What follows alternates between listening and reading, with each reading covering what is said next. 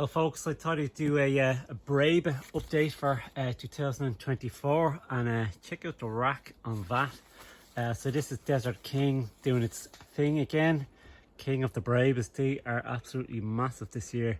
They were pretty big last year, but I suspect these are a slight bit bigger. And there's plenty of them on it, and they're ripening up at the moment.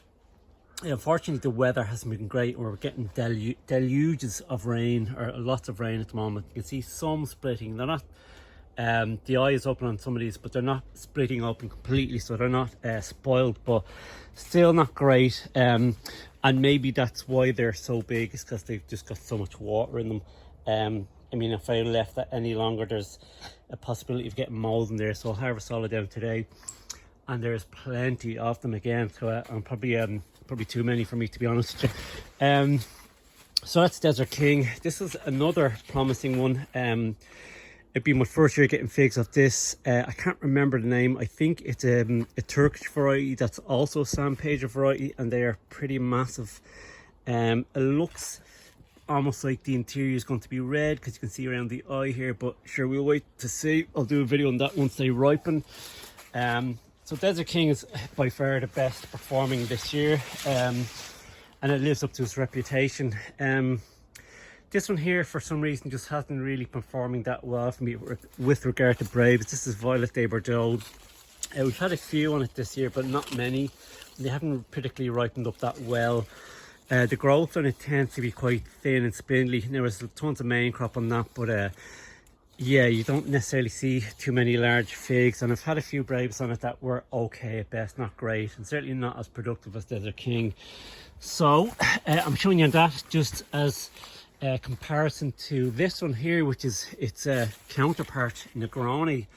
And we've got plenty of Brebas on this one this year, and they're very, very large.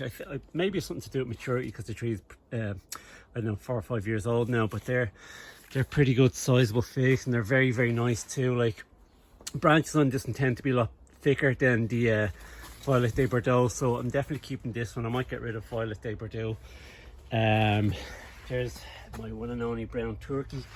What is next? What has done well? Oh, actually, sorry, this one here, Ron de Bordeaux, the tree that I've done so many videos on, is actually a very, very good Breba producer for me. I've actually been eating Brebas off this for nearly a month now. They started to ripen up around the middle of June, which is spectacular, and they're ripening up pretty well here. You see that dark skin on them, and they're really, really good jammy figs. They're just as good as the main crop on these.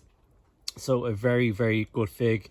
I don't know whether it's this particular strain of Ron de Bordeaux, or where I have it planted, or the conditions here in the polytunnel, but this unusually gives me Brebas every year. I don't know if that would be the same outdoors, but that's how she's looking this year. They're most, oh sorry, actually one more I forgot, and that is this one here, LSU Champagne.